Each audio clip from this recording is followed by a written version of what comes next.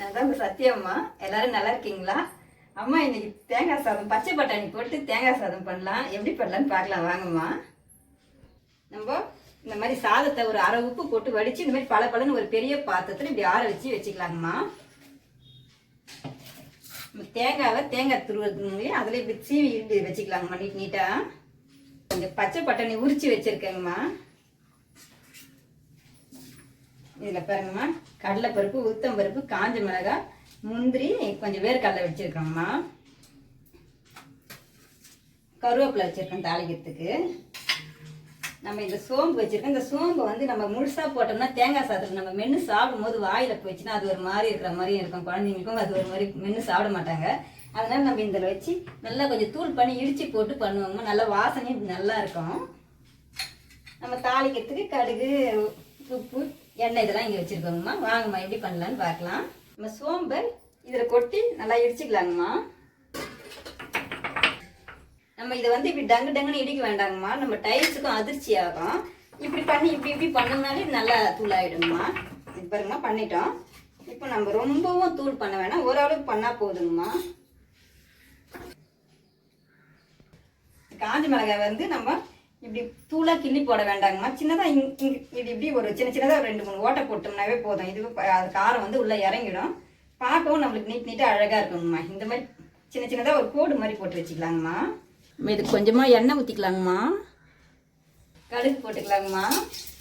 நம்ம தேங்காய் சாதத்துக்கு கொஞ்சமாக எண்ணெய் ஊற்றினா கூட போதுங்கம்மா. ஏன்னா தேங்காவிலே எண்ணெய் இருக்கும். அதனால கொஞ்சமாக எண்ணெய் ஊற்றினாலே போதும். அந்த தேங்காய் எண்ணெய் நம்மளுக்கு அதில் நல்லா கலந்துருங்கம்மா.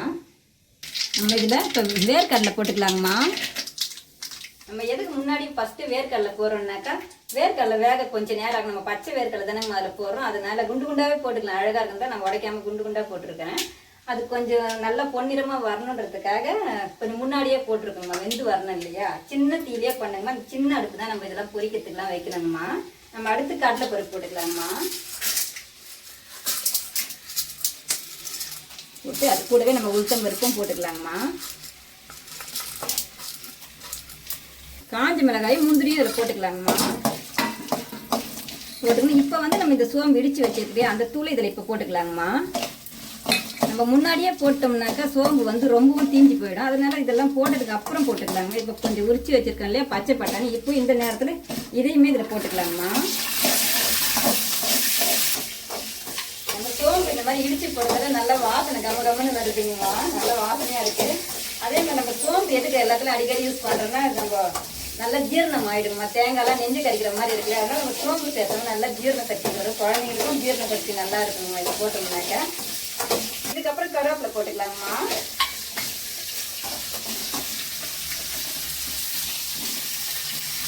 இது அது மாதிரி பச்சை பட்டாணி நல்லா நம்மளுக்கு ஒயிட்டை வெள்ளையாக மாறிடுங்கம்மா. பொரிஞ்சு வந்துடும். அதுக்கப்புறம் நம்ம வந்து இந்த தேங்காவை போட்டுக்கலாம். அப்போ தான் வெந்துச்சுன்னு அர்த்தம். நம்ம கிட்ட போய் இதை பார்க்க வேண்டாங்கம்மா. பச்சை பட்டாணி இருந்தாலும் அது கூட கொஞ்சம் நேரம் பொட்டுன்னு வெடிக்கிற மாதிரி சத்தம் கேட்கும். நம்ம கிட்ட போக வேண்டாம்.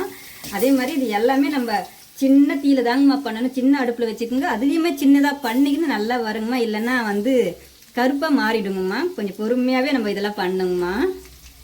நம்ம இப்போ இது கூடவே கொஞ்சமாக உப்பு போட்டுக்கலாங்கம்மா. ஏன்னா நம்ம சாப்பாடுலேயும் உப்பு போட்டு வெடிச்சு வச்சுருக்கிறோம். இது கூட கொஞ்சமாக உப்பு போட்டு நம்ம இதுக்கு உரைக்கிறதுக்கு மட்டும் போட்டுட்டோம்னா அதுக்கப்புறம் நம்ம சாதத்தில் பத்தலைனா கூட கொஞ்சம் போட்டு கலரிக்கலாங்கம்மா. இப்போ நல்லா வறுந்துச்சுங்கம்மா. இதில் போட்டு நம்ம தேங்காய் போட்டு ரொம்ப நேரம் வறுக்கக்கூடாதுங்கம்மா. தேங்காய் போட்டு ரொம்ப நேரம் வறுந்தால் ரொம்ப ஒரு மாதிரி சாப்பிட ரொம்ப இதுவாக இருக்கும்.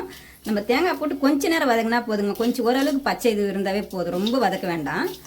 இது முடிஞ்சிச்சிங்கம்மா. நம்ம இப்போ இறக்கி வச்சு சாதம் கொட்டி கிளறலாங்கம்மா. இங்கே பாருங்கம்மா, தேங்காய் ரொம்ப இந்த மாதிரி இருந்தால் போதும். ரொம்பவும் செவுக்க வேண்டாங்கம்மா தேங்காய். இந்த மாதிரி சாப்பாடு இது பாருங்கம்மா, உதிரியாக ஆகிற மாதிரி வடித்து நம்ம பலன்னு வடித்து இந்த மாதிரி பாத்திரத்தில் பெருசாக நீங்கள் ஆற வச்சாவே போதுங்கம்மா.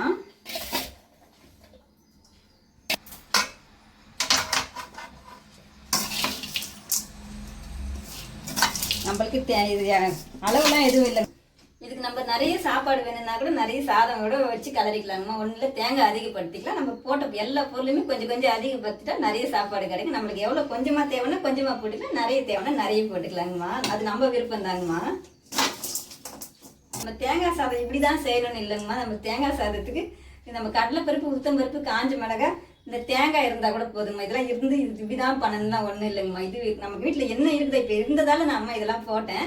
இல்லைன்னா நான் வெறுமனே கூட அந்த மாதிரி கடலப்பருப்பு உளுத்தம்பருப்பு காஞ்ச மிளகா சோம்பு இடிச்சு போட்டு சாதம் கொட்டி கிளறிடுங்க. நீங்கள் அதே மாதிரி இருக்கிறத வச்சு பண்ணுங்கம்மா.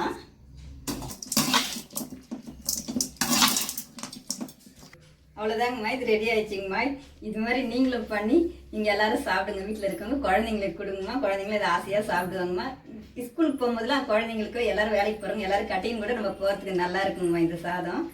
இந்த அம்மாவுடைய இந்த வீடியோ பிடிச்சிருந்தா லைக் பண்ணுங்க, ஷேர் பண்ணுங்க, கமெண்ட் பண்ணுங்க, சப்ஸ்கிரைப் பண்ணுங்கம்மா மறக்காம அம்மாவுக்கு. எல்லாரும் வாங்கம்மா சாப்பிடலாம்.